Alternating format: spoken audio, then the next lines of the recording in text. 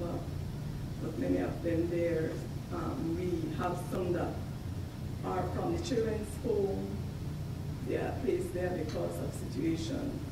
We have some from the girls' home. They are there for a reason. But they send them to the Y because of the nurturing environment that we can provide for them. We also have students from Stella Morris.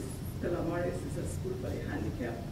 And we do embrace the students that come there. Maybe they can't talk, but they can learn a skill.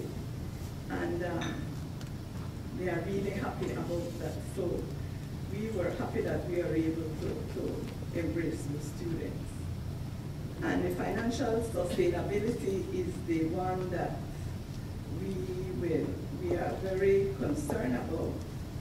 Presently, we are doing constructing our building so that we can have more classrooms for them. And it is challenging for us, but we will persevere where I am right now. Okay, so that is about the health program. But let me give you a little bit about, it's running up and down. Okay, although it seems a bit dim in terms of these girls, but many times the end product is very successful after and happy. For example, I'll give you a story about a sewing student. She came to the Y, one of our early students, she came to the Y, I mean from a home that is, you would call it either a home, her mother is into drugs, somebody really took her there to try and learn a skill. And so we usually do an assessment, so the only assessment where we could have placed her after that was in the sewing program. And she sewed. She was a good sewing student. But the problem that she gave, all the teachers here stood up. So many times she was sent home. So many times she was told not to return to the Y. Once when we found her in the bathroom, you know, doing what. But the last straw was when she did something else and she was walking through the door. And I don't know, I was over there at the same time, so I called her back. What happened? He said, sending home for good this time. Why? And she said what she did, which was not very good, but we got a counselor in. And I spoke with her. We made this pact. We wrote a letter to say that, okay, an agreement that this is the last time, you sign, bring your mother in, sign, and we kept her.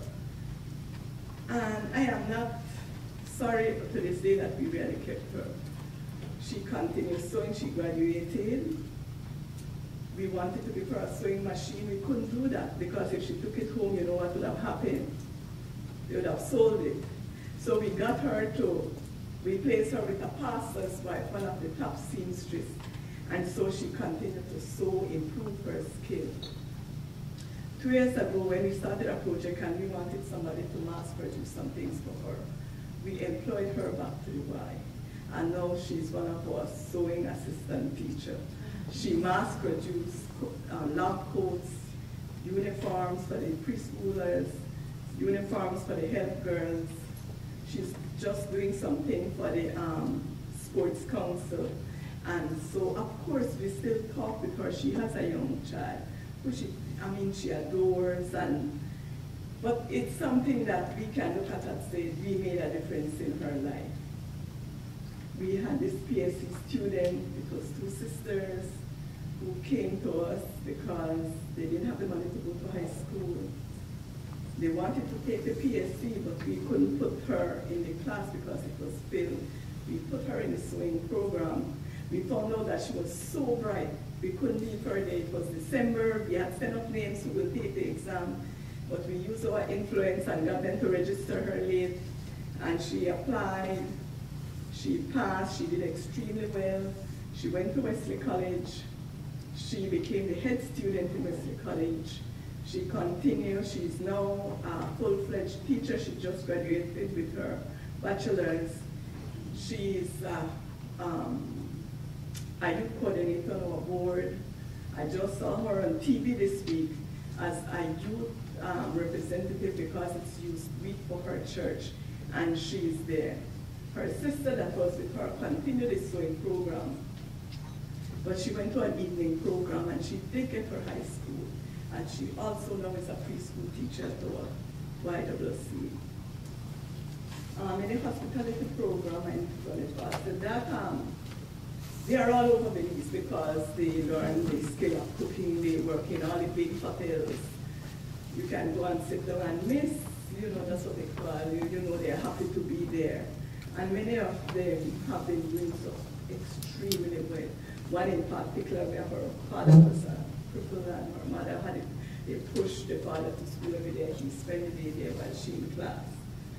He died eventually, but she was able to go forward with her life and make something of herself. In the cosmetology program, again, they are all over. They are working in big salons in the East, and some of them work on their own. They get their bicycles, put their supplies, and go around and do house to house. And even some that are in the program right now, on the weekends, they still earn their little money because of what they do.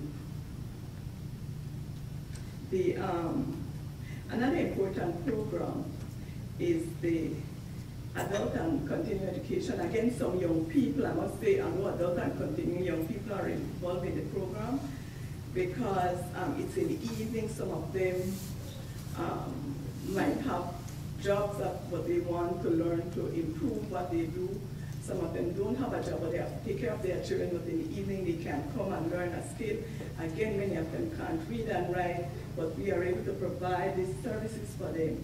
And I must say that many women that were in this program are our top caterers right now. Many of them come back to teach the program at the Y. And many of them they went on to further their education in the skill that we started to provide for them.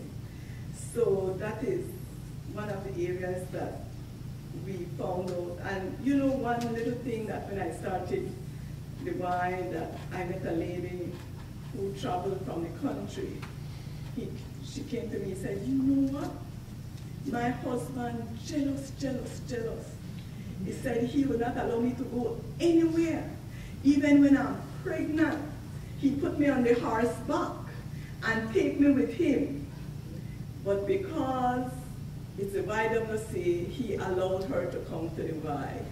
And she felt so good about that, at least. And she's the most chatty person, probably. I think the only time she got to express herself and talk. Yes, so that is something. So I said, well, when you're here, you better behave yourself and don't look at anyone. Yes. Okay, so we have what we call the rural project, because we found out that in the statistics that many of the women in the rural areas are poor. But of course, we argue and say many women in the city are poor. And I always say in the rural, you could get some potato and tomato and eat. When you are poor in the city, it's so difficult. And that's the reason why we too work with the women in the city.